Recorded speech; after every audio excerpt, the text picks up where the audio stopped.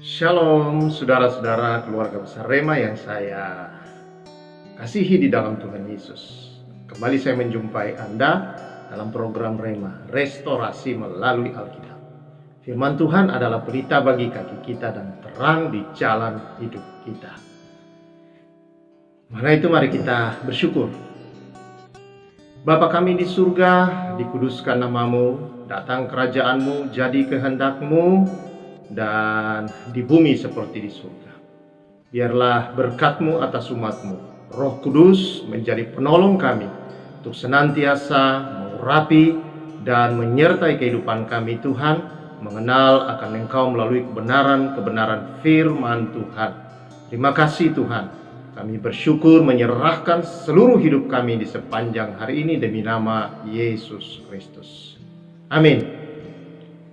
Pembacaan kita kali ini itu di dalam Kejadian pasal yang ke-42, yaitu mengenai saudara-saudara Yusuf datang ke Mesir untuk membeli bahan makanan bagi keluarga, karena keadaan dunia sedang dilanda oleh kelaparan seperti yang sudah diberitahukan oleh Tuhan melalui mimpi kepada Firaun yang diartikan oleh Yusuf. Dan Yusuf diangkat menjadi penguasa di Mesir, dan karena Tuhan yang memberikan pengertian terhadap dia, terhadap mimpi dan solusi-solusinya, maka dia diangkat dan dia mengatur semua selama masa kelimpahan selama 7 tahun.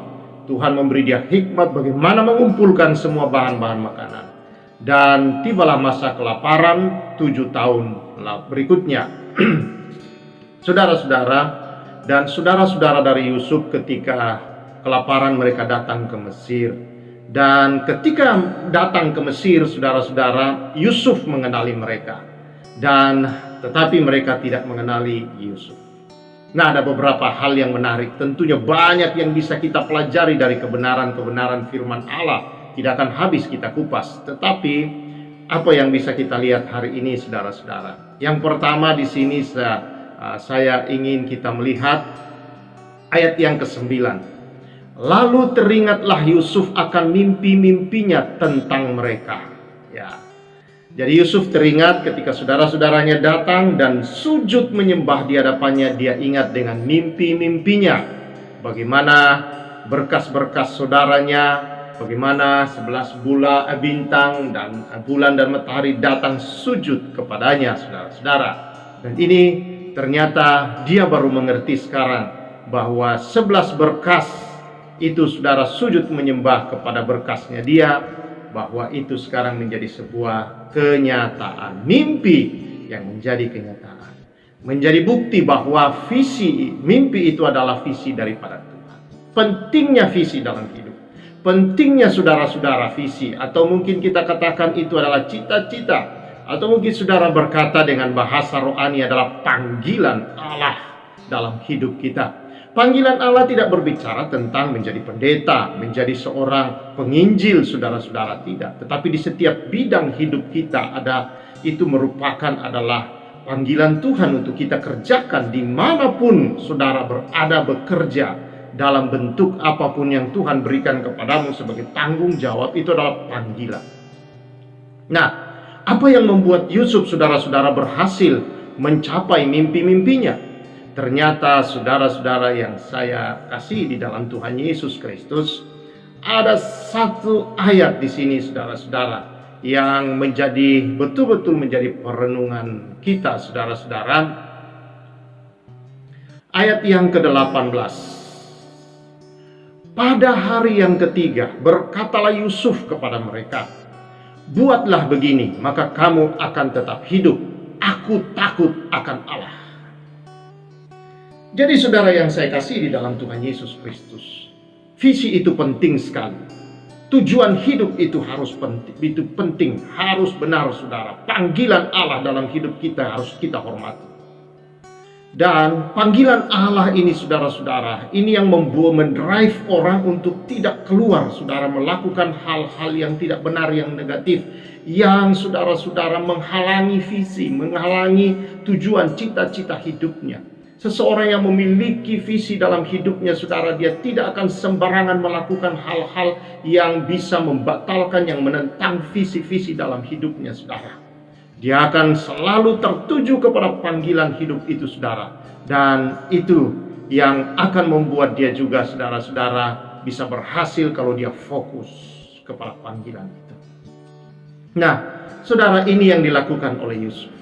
Dia tahu ada visi dari Tuhan dalam hidupnya. Dan dia tidak pernah berubah. Dia selalu takut akan Allah. Takut akan Allah, saudara, berarti dia hidup di dalam kebenaran-kebenaran. Dia hidup dalam panggilan kasih karunia yang Tuhan berikan.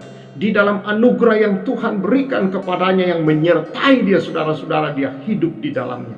Dia tidak menyimpang ke kiri dan ke kanan. Dan itu sudah banyak kita lihat, saudara, yang sudah kita belajar. Ajakan istri Potifar dan berbagai penindasan yang dia alami itu tidak pernah membuat saudara-saudara Yusuf mengeluh dan menyimpang atau serong melakukan amoralitas dalam hidup ini, saudara.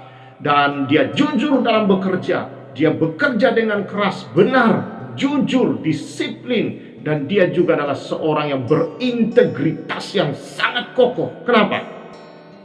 Ayat 18 tadi berkata, aku takut akan Allah. Sampai dia menjadi seorang penguasa, dia tidak berubah sedikit pun. Dia tetap adalah orang yang takut akan Allah. Bekerja dengan benar, bekerja dengan jujur, bekerja dengan tulus, bekerja, saudara-saudara, untuk Allah. Bukan untuk kebesaran dirinya sendiri. Dan ketika dia melihat saudara-saudaranya, dia tidak dendam. Dia tetap mengasihi mereka. Dia terharu melihat kejujuran bahwa saudara-saudaranya pun telah berubah. Dalam kisah ini kalau saudara baca, saudara-saudaranya berubah. Tetapi tentu saudara-saudara, dia tidak langsung memang memperkenalkan diri. Dia ingin menguji lebih lanjut akan keadaan saudara-saudaranya itu. Dan saudara yang saya kasihi di dalam Tuhan Yesus, ini yang menjadi kunci yang penting di hidup kita. Seringkali orang kalau masih bergumul, saudara, dia takut akan Tuhan. Tapi kalau sudah sukses, saudara, dia mulai kiri kanan banyak alasan, mulai persekutuannya dengan Tuhan ditinggalkan, hubungan-hubungannya dengan Tuhan mulai diabaikan. Ya, mulai berkata dalam hati bahwa ya lain waktulah dengan Tuhan itu, kan Tuhan ada selalu waktu. Dia mulai sibuk dengan dirinya sendiri, dengan segala yang sudah diberikan kepadanya. Dia sibuk dengan pemberian-pemberian. Dia tidak sadar bahwa apa yang dia miliki itu bisa hilang juga dalam sekejap, saudara-saudara. Tetapi Allah tidak akan pernah hilang dalam hidup ini. Dia tidak pernah hilang, saudara. Dia selalu bersama dengan kita. Dia selalu menyertai saudara-saudara. Walaupun kadang engkau melupakan dia, tapi dia tidak meninggalkan kita. Itu adalah kebenaran firman Allah. Tetapi hendaklah kita tidak menjadi orang yang kemudian lupa diri, saudara-saudara. Tetapi hendaklah kita senantiasa takut akan Tuhan. Ada orang kalau sudah itu banyak alasan, sibuk ini, sibuk itu, lalu kemudian tidak lagi ke gereja, tidak lagi mengikuti persekutuan yang ada, mulai lebih sibuk dan tidak memberi waktu. Hubungan-hubungannya dengan Tuhan, doanya yang sebelumnya begitu baik, mulai hilang, saudara-saudara. Hubungan dengan Tuhan ditinggalkan. Nah, tunggu kalau sudah mau bangkrut lagi, baru datang lagi kepada Tuhan, saudara. Ini tipe-tipe kita manusia, tapi kita belajar kepada Yusuf. Yusuf dari mulai mengenal Allah, dia terima visi saudara-saudara dari Tuhan, sampai dia menjadi seorang penguasa, bahkan sampai matinya, saudara, dia konsisten di dalam hubungannya dengan Tuhan, takut akan Allah. Oh, puji Tuhan, saudara-saudara. Ini satu contoh dan satu kisah dalam Alkitab yang dahsyat, yang luar biasa, saudara. Bahwa penting untuk hidup ini kita fokus dan konsisten di dalam pengiringan kita kepada Tuhan Yesus. Hidup fokus, takut akan Allah. Adakah sungguh-sungguh takut akan Allah dalam hidup kita? Takut akan Allah, saudara-saudara, bukan seperti kita orang yang sedang naik motor lalu dia tidak bawa SIM dan ada polisi di depan dan dia sedang ketakutan menghadapi itu, lalu balik arah dan melarikan diri, dikejar lalu dia kecelakaan. Bukan takut yang dimaksudkan, tetapi di sini maksudnya, saudara, hormat, kagum, saudara-saudara. Dan rasa hormat dan kagum ini membuat dia setia, membuat dia, saudara, loyal kepada sang sesembahannya itu, saudara, kepada Allah itu. Seperti seorang yang begitu kagum dengan pemimpinnya yang baik, yang mungkin menurut kriteria dia ini sangat pemimpin yang luar biasa. Lalu kemudian takutnya itu adalah dia hormati pemimpinnya. Dia kagum akan pemimpin ini. Dia mulai mengikuti teladannya. Dia mengikuti semua aturan-aturannya. Dia loyal dalam hidupnya terhadap pemimpinnya itu, saudara. Ini takut akan Allah membuat kita setia, membuat kita, saudara-saudara, senantiasa jujur melakukan semua, tulus, bertanggung jawab, ikhlas, dan juga saudara-saudara kita disiplin dan kita bersungguh-sungguh di dalam hidup ini, saudara-saudara, dalam mengerjakan panggilan dan visi hidup kita dan hubungan-hubungan kita dengan Tuhan. Karena apa? Kita kagum, kita hormat karena kasih-Nya, karena kebaikannya, penebusannya atas hidup kita. Dia benarkan, Dia kuduskan kita, saudara. Dia membuat hidup kita berharga. Dia buat kita mulia dan kita sangat dikasihi, saudara.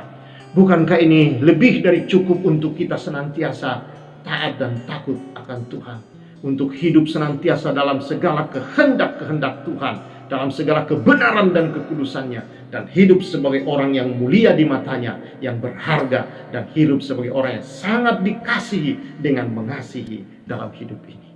Inilah, saudara-saudara, panggilan yang mulia buat kita juga, untuk senantiasa takut akan Allah.